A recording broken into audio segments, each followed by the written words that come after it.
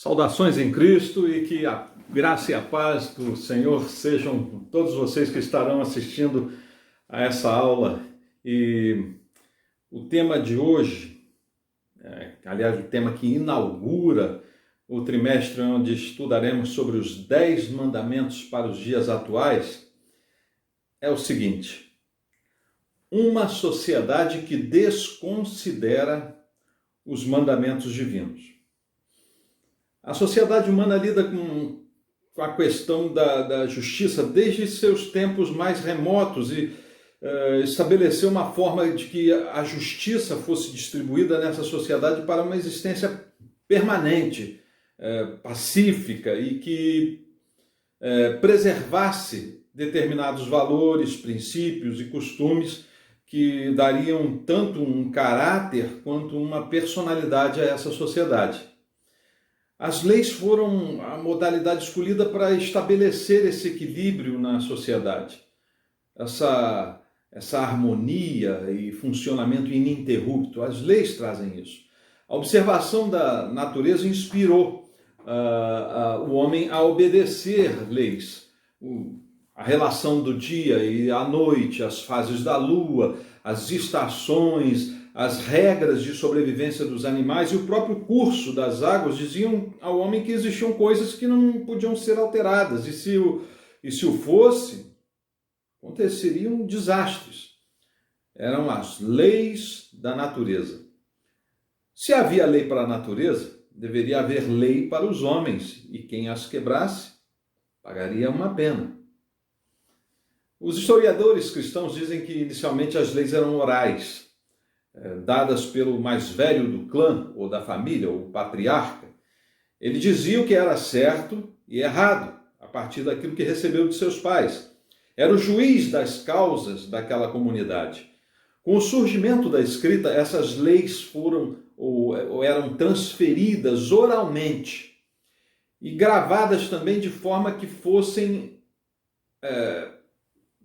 alteradas por juízes corruptos. Então, os historiadores passaram a dividir a história da humanidade em períodos, né? A pré-história era o tempo compreendido entre o Éden e a criação da escrita. A antiguidade, o período do dilúvio, né? Em torno de 4.000 anos antes de Cristo até o ano 476 depois de Cristo, quando acaba o Império Romano do Ocidente.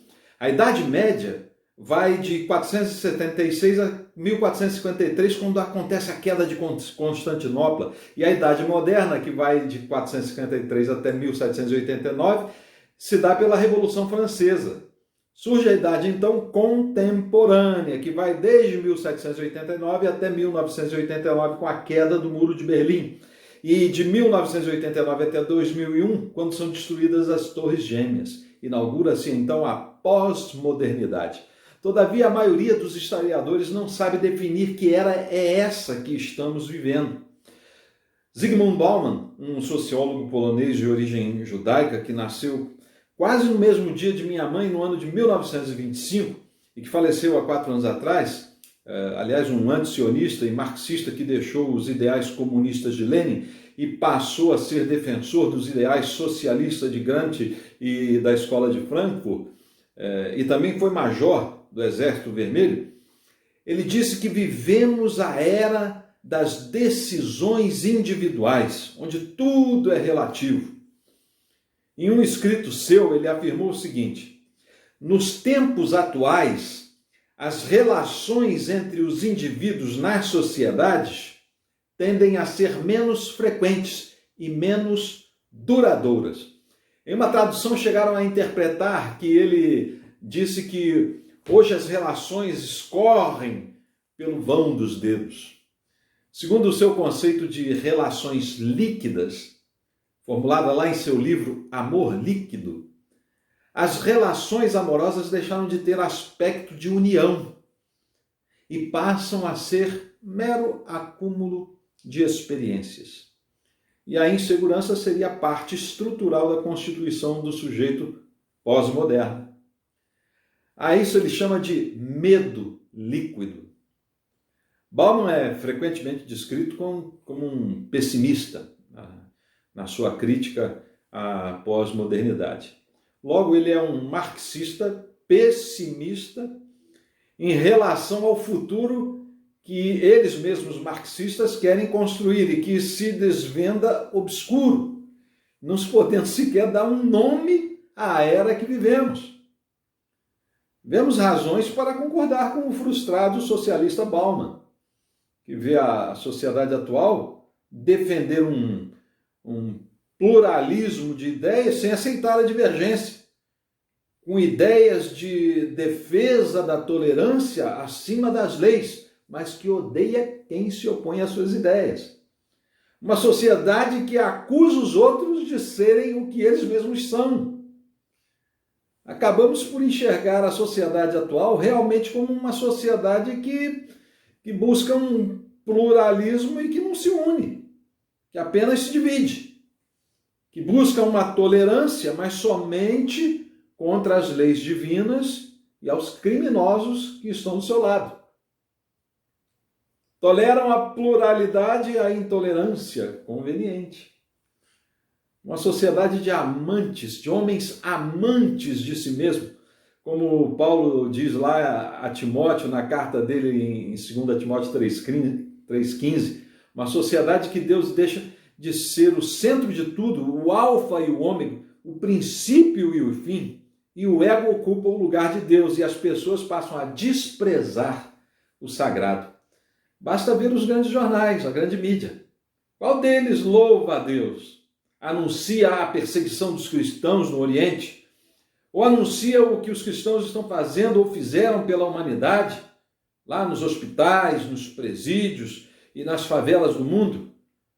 De como tem resgatado vidas do crime e das drogas? Não.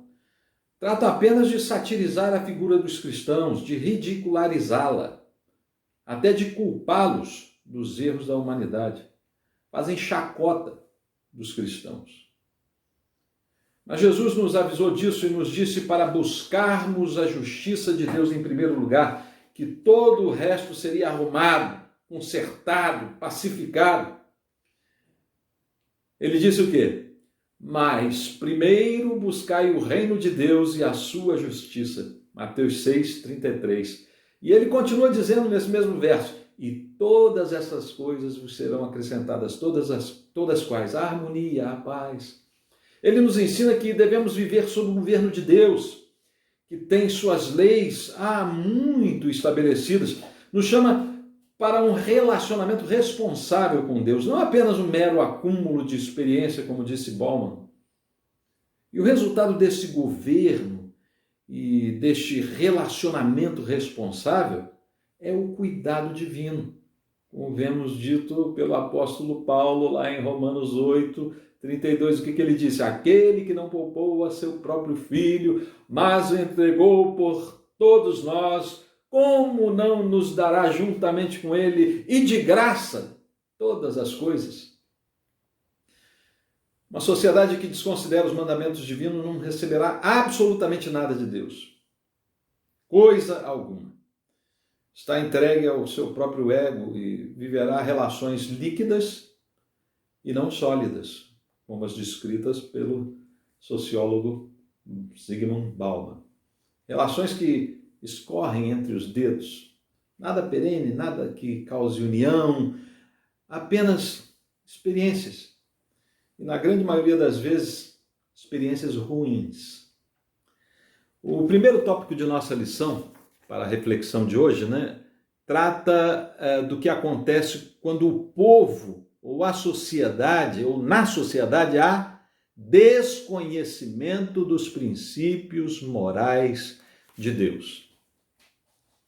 Uma coisa interessante é que pensarmos que um povo que desconhece as leis e os princípios morais de Deus será entregue à sua própria sorte. Podem até permanecer com seus princípios morais, mas jamais poderão ter uma certeza de que tais princípios atravessarão a eternidade. Porque as normas que mantêm tais princípios sofrem alterações segundo o pensamento de cada época e são mutáveis, são princípios finitos. Os princípios morais de Deus nos são apresentados como absolutos, imutáveis e eternos. Por isso Deus elegeu um povo que seria seu. Não que os demais povos também não sejam seus, mas um povo separado para demonstrar ao mundo quais são seus propósitos eternos. Uma constante em meio às derivações das eras, das pluralidades morais, das relatividades de caráter, um povo único, espelho de seu querer e de sua vontade para toda a eternidade. A esse povo Deus revelou sua lei e seus princípios morais e eles prevalecerão, independentemente dos modismos e das mudanças que o mundo venha a apresentar. Por isso, o inimigo não o destrói. Seja esse inimigo pragas, pestes, doenças ou perseguições, ou até tudo isso junto. Atualmente, o povo escolhido de Deus é a sua igreja. Nascido com um protótipo no Éden, demonstrado na descendência de Abraão e aperfeiçoado naqueles que creem em Cristo, a igreja do Senhor, o atual povo de Deus espalhado pela face da terra. Contra esse povo, as portas do inferno não prevalecerão. Mas o que pode destruir esse povo? O que pode destruir esse povo é a ignorância, a ausência de conhecimento das leis, dos princípios de Deus para seu povo. O profeta Oséias, ele esclarece isso muito bem lá no seu capítulo 4, no verso 12, quando ele diz: o meu povo consulta a sua maioria e a sua vara lhe responde, porque o espírito da luxúria os engana e prostituem-se, apartando-se da sujeição do seu Deus. A Nova Versão Internacional diz a mesma coisa, mas de uma outra forma mais interessante. Veja só. Eles pedem conselhos a um ídolo de madeira e de um pedaço de pau recebem resposta. Um espírito de prostituição os leva a desviar-se. Eles são infiéis ao seu Deus. Crescemos ouvindo dizer que pecar significa errar o alvo, mas essa é uma transliteração da palavra grega harmatano, de onde deriva inclusive a ciência da armatiologia, o estudo do pecado. No grego significa errar. Mas o hebraico, hatar, traz a ideia de desobediência, de desconsideração pelas leis divinas. Então, é mais apropriado dizermos que pecar é desobedecer às leis de Deus. E essas leis são complexas e, por vezes, difíceis de serem interpretadas. E Moisés fez um resumo, uma compilação das leis de Deus em apenas 10 normas essenciais. E temos que entender que essas 10 leis não são uma prova de múltipla escolha, que você, ao errar 4, passa com nota 6, ou se errar apenas uma, passa com nota 9, passa bem, tirar. Não, Deus não dá escolha ao homem. Se descumprir apenas uma regra, transgride toda a lei, como está escrito lá em Tiago 2,10. Vamos ver. Porquanto quem obedece a toda a lei, mas tropeça em apenas uma das suas ordenanças, torna-se culpado de quebrá-la integralmente. É assim também em nosso direito criminal. Basta infringir um artigo da lei que você se torna um criminoso. Não precisa infringir toda a lei, todo o Código Penal. Apenas um artigo já o torna um marginal. Como a infração de um artigo do Código Penal destrói a vida de uma pessoa, ignorar um mandamento da lei de Deus destrói todo um povo. Estamos vendo o nosso povo brasileiro, aliás, o nosso povo latino-americano, ser destruído por não conhecer, ou conhecer e não cumprir os mandamentos de Deus. Uma ideologia ateísta tem se esparramado como uma praga pelo mundo e está vindo há mais de um século. E na década de 50, um pastor batista, um americano muito ilustre, assassinado por defender a igualdade entre as raças, disse que o comunismo existia porque o cristianismo não estava sendo suficientemente cristão. Quando se quebra a lei do amor ao próximo, brancos e negros vão se enfrentar, ricos e pobres, protestantes e católicos, cristãos conservadores e pentecostais, crentes contra crentes, sem falar do resto. Assim, o povo de Deus pode ser destruído pela ignorância, pela ausência do conhecimento das leis de Deus e não pelo inimigo. O diabo não tem poder para isso, nem mesmo todo o inferno tem. Nós é que somos responsáveis por manter de pé o povo escolhido, como se mantiveram de pé Sadraque, Mesaque e Abdinego entre os babilônicos que se curvaram diante da estátua. Somos nós que, diante das pragas, das pestes e pandemias e perseguições e mortes, manteremos de pé o povo escolhido. A igreja do Senhor é assim que ela sobrevive, pelo conhecimento das leis de Deus. Mas uma segunda coisa devemos atentar, e é o segundo tópico de nossa lição, e é sobre consequências da desobediência das leis divinas. A desobediência das leis de Deus levaram a nação dos hebreus a quase se extinguir. O reino do norte desapareceu, dado o seu completo abandono à observância da lei de Deus. Mas ainda uma parte dos hebreus da tribo de Judá e Benjamim se manteve existente e voltou para Jerusalém após 70 anos de exílio.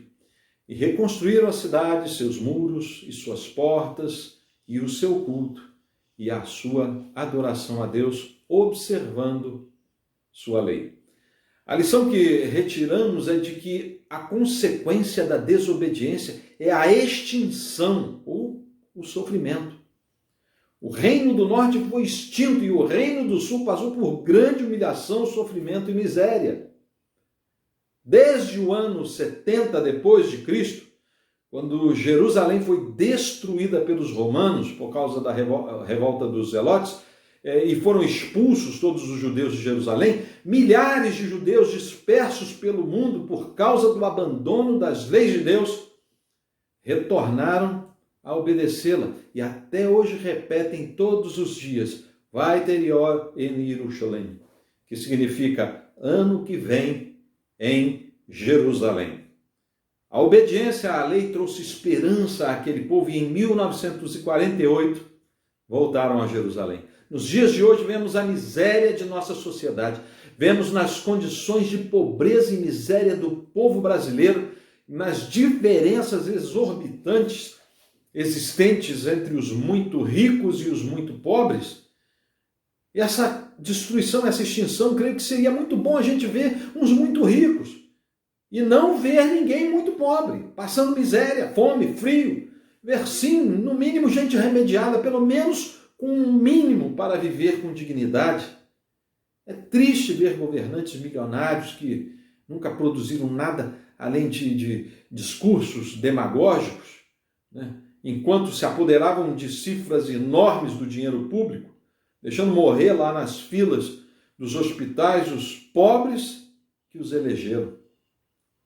Não há temor a Deus e às suas leis. Não temem a Deus. Não há amor ao próximo. É triste ver uns preocupados em acumular cada vez mais dinheiro. E não é para ajudar ninguém, não. É só para ter mais e mais. Também é duro ver alguns outros, querendo acabar com um dinheiro desses, e daqueles, inclusive daqueles que repartem suas riquezas, pelo menos parte delas, com um discurso de dividir a riqueza. Aliás, sem nunca ter dividido a sua com ninguém. Muito mais preocupados em se manter no poder com esse discurso do que em dividir qualquer coisa. E quando dividem, dividem a miséria. Pessoas que não conhecem a lei de Deus governam pela lei dos homens. E governam quem? Os que conhecem a lei de Deus. A consequência é morte, guerras, atentados, divisões, discórdia, sentimento de revolta, revoluções, sofrimento, guerras civis e dor. Essas são as consequências da desobediência da lei divina. os sem teto e os com drogas, os sem terra e os com armas, os sem nada e os com mal no coração. E não é com movimentos sociais que isso irá mudar. Não mudou em lugar nenhum do planeta e da história. A única mudança que promove é das mãos de quem tem o poder. Só tira o poder de um e bota na mão de outro. Todos os movimentos sociais que se levantaram sem obediência das leis de Deus causaram morte, dor e sofrimento. Não há exceção. Você pode até me dizer, mas os movimentos cristãos também foram assim. Não foram, não. Não é certo que muitos, mas é certo que muitos movimentos se denominaram cristãos sem o ser. E foram caminhando, ignorando totalmente as leis de Deus e também deram errado conforme esses outros movimentos sociais. As consequências da desobediência das leis divinas quebram as possibilidades de alcance de paz e vida eternal. A terceira coisa que observamos nesse cenário de uma sociedade que desconsidera os mandamentos divinos é a falta de entendimento quanto aos objetivos de dois ingredientes propostos por Deus. Sabes quais são eles? É o terceiro tópico da nossa lição: o amor e a lei. Atualmente, em nome do amor, muitas leis estão sendo abolidas ou quebradas. Mas seria isso uma distorção do que seja o verdadeiro amor?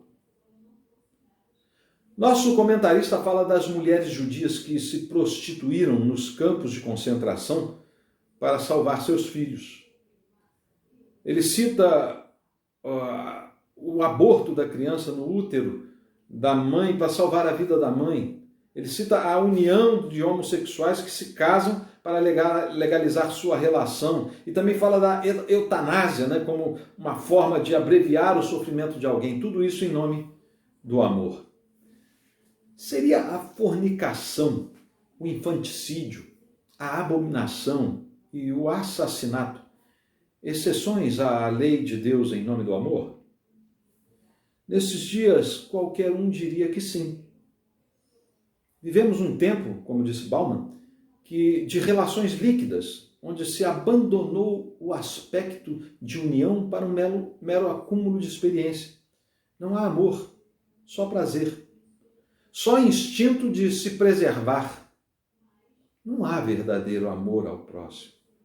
Agora o que importa é ser feliz. Essa é a frase do momento. Mesmo às custas da infelicidade alheia. Mas o que importa é ser feliz. Os homens tornaram-se amantes de si mesmos. Segundo as Escrituras, o importante não é ser feliz. Mas o importante, na verdade, é agradar a Deus. Importa mais obedecer a Deus que aos homens. Que ao homem. Nessa perspectiva, homens e mulheres deveriam até mesmo sacrificar sua felicidade, seus prazeres, sua integridade física ou mesmo sua vida para agradar a Deus, como fizeram mártires no passado, e muitos deles, muitos homens e mulheres que renunciaram a si mesmos para imitar a Cristo, para obedecer os seus mandamentos. Homens que um Cristo que renunciou a si mesmo e fez carne e habitou entre nós para que fôssemos o quê? Salvos. O verdadeiro amor é esse, e é manifesto pela obediência irrestrita aos mandamentos de Deus. Muitos usam para justificar a quebra dos mandamentos expressos nas Escrituras o argumento de que Jesus desobedeceu à lei em nome do amor, quando lhe trouxeram aquela mulher adúltera. E ele a perdoou naquele episódio narrado em João 8:11. Mas isso é uma interpretação errônea do caso. Jesus não perdoou o adultério daquela mulher por causa do amor. Não. Ele não trocou a justiça pelo amor. Ele antes quis dizer aos acusadores que eram tão culpados de pecado quanto ela, pois bastava quebrar um único mandamento da lei para se tornar um infrator de toda a lei. Ele queria provar àqueles homens que na mesma medida que julgarmos, seremos julgados. Ele quis dizer que quem é juiz é Deus, e quem criou as leis de Moisés foi Deus, e não os senadores e deputados judeus que escondem os seus próprios pecados. Ele quis dizer que a lei era boa, ruim era quem a quebrava. E todos a haviam quebrado. Ele quis dizer que ele pode perdoar os pecados de todos que o buscarem em espírito e em verdade. Ele deu um exemplo para aqueles homens. Eu posso perdoar a ela e a vocês, mas também quis dizer à mulher, vai e não peques mais. Porque Jesus disse isso para aquela mulher. Por quê? Porque a amava e porque sabia que se pecasse de novo, que se não o seguisse e o buscasse, que pelo pecado do adultério ou qualquer outro seria morta, e talvez não apedrejada, mas morta espiritualmente. Ele veio para perdoar nossos pecados. Ele quis dizer a ela, abandone a ideia de que o importante é ser feliz e abrace a ideia de que o que importa é obedecer a Deus, porque você será feliz. Ele quis dizer a ela, hoje você se salvou de ser apedrejada, mas amanhã poderá estar diante de um tribunal divino que é justo e que já te ofereceu agora amor e agora quer lhe fazer justiça. Seja, pois, justificada em Cristo Jesus dos seus pecados, abandone a si mesma e deixe eu viver em você. Foi isso que Jesus quis dizer para ela. Quis afirmar o que Paulo afirmaria algum tempo depois, e que ficou escrito em sua carta aos crentes de Gálatas, lá no capítulo 2, versos 20. Já estou crucificado com Cristo, e vivo não mais eu, mas Cristo vive em mim. E a vida que agora vivo na carne, vivo-a pela fé do Filho de Deus, o qual me amou e entregou a si mesmo por mim. Esse é o verdadeiro amor. E ele nos faz cumprir os mandamentos divinos e nos dará muito mais felicidade, prazer e alegria que qualquer felicidade, prazer ou alegria desse mundo possa oferecer. Jesus deu a sua própria vida para obedecer a Deus, dê a sua também. Por fim, a nossa lição nos chama para pensar e agir. E chama para pensar e agir nas seguintes coisas. A lei é ultrapassada? Parece estranho ouvir Jesus dizer que veio para cumprir a lei. O decálogo deve ser ouvido como uma peça de museu ou como uma coisa atual e necessária? Você pode imaginar um mundo sem leis? Meu amigo, minha amiga, os 10 mandamentos sempre oferecerão soluções práticas para nossas vidas e sempre serão normas para vivermos felizes e livres. A lei mata, mas os que as descumprem, mas o Espírito vivifica os que a obedecem. Até a próxima aula, se Deus quiser.